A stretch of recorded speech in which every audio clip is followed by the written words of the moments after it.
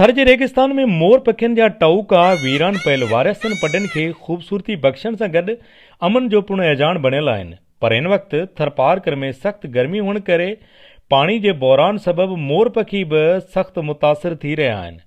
मोर पखी सख़्त गर्मी सबबि पीअण जे पाणी जी ॻोल्हा में मुख़्तलिफ़ ॻोठनि में बरसाती पाणी खे गॾु करण लाइ अॼुकल्ह तलाउनि जो रुख़ कंदा आहिनि, जिते पाणी न मिलण करे मायूस थी झंग ॾांहुं वापसि रवानो थी वञनि था। ख़ासि जेको इहो पाणी जो मसइलो आहे, अॻु में असां बिल्कुलु खूह आहे जेको असांजा माण्हू खूह में अवाड़ा हूंदा हुआ, उन में पाणी भरे अचंदा हुआ, पोइ पखी या जीत जानवर ईंदो हो उहो पाणी पींदो हो। खूह वारो निज़ाम बि ख़तमु थी वियो आहे, उन जे करे पाणी जी तकलीफ़ आहे। ऐं बिल्कुलु थर जे माण्हुनि खे इहो इतदा कंदुसि त महिरबानी करे इहो थर जी जीवत बचायो। जंगली जीवत सॼी जेको आहे न, उनजो गुज़ारो ई पाणी ते आहे। पाणी ॿाहिरि उनखे मुयसर आहे कोन, हिते दरिया आहिनि कोन, खुश्की आहे, पाणी जो ॿियो वसीलो आहे कोन, सिर्फ़ु तलाउ या खूह आहिनि, उहे उन्हनि जे ॿाहिरां टंकियूं ठहियलु कोन। उन जे करे हाणे जंगली जीवत जो जेको रहणु हिते थर में ॾाढो जेको आहे उहो मुश्किल आहे। इहो था चऊं था हीउ थरपारकर पंहिंजो जेको इलाइक़ो आहे, माण्हुनि में अवेयरनेस जेको हुजणु घुरिजे, अवेयरनेस हलाई वञे मीडिया जे ज़रिए, माण्हुनि खे ॿुधायो वञे त बाबा हीउ जंगली जीवत हीउ पंहिंजे थर जो हुस्न आहे।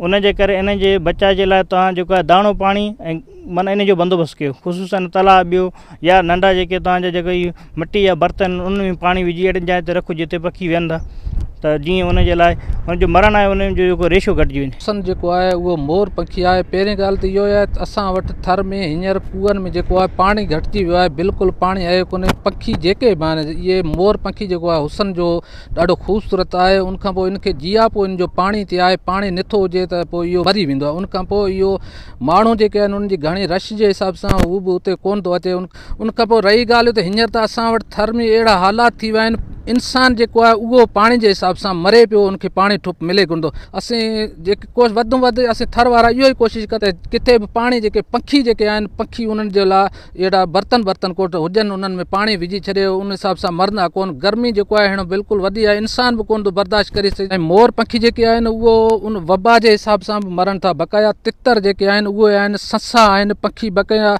नंढा वॾा हिते थर पारकर में वॾा पखी आहिनि। उनखां पोइ अॼु खां 15 साल अॻु में असांखे 15-20 साल ताईं गिज पखी जेको वॾो हूंदो उहो बिल्कुलु हिते असां वटि उनजो नाम निशान ख़तमु थी वियो। थरवासियुनि जो चवणु आहे त अॻु में पुराणे दौर में थरपारकर जा माण्हू खूहनि भरिसां चौपाए माल जे लाइ पाणी ज़ख़ीरो करण लाइ चोर से वेकरा तला ठाहे जंहिंमें पाणी जमा कंदा हुआ, जेको पाणी पखियुनि खे बि बाआसानी मिली वेंदो। पर हिन वक़्तु ज़ेर ज़मीन बंदि टैंक ठाहिण जो रवाजु वधी वियो आहे, जंहिं सबबि पखियुनि लाइ पाणी मिलणु इंतिहाई ॾुखियो थी वियो आहे। ऐं गर्मी जी मौसम में मोर पखी सभ खां वधीक मौत जो शिकार थियनि था। थरपारकर में ख़ासि करे जून जुलाई वारी गर्मी में मोर पखी राणी खेत नाले ख़तरनाक वायरस जो शिकार थियनि था। ऐं राणी खेत जहिड़ी बीमारी सबबि थर जी अमन जो एजान बणियल मोर पखी अखियुनि जे नूर खां महरूम थी वञनि था। ऐं ही नाज़ुक पखी चंद ॾींहंनि में तड़पी मरी वञनि था। ॾुकारल ॾे जूं भिटूं मोर पखियुनि जे टऊकनि जे पड़ाॾा खां सवाइ वीरान बणिजी वेंदियूं आहिनि।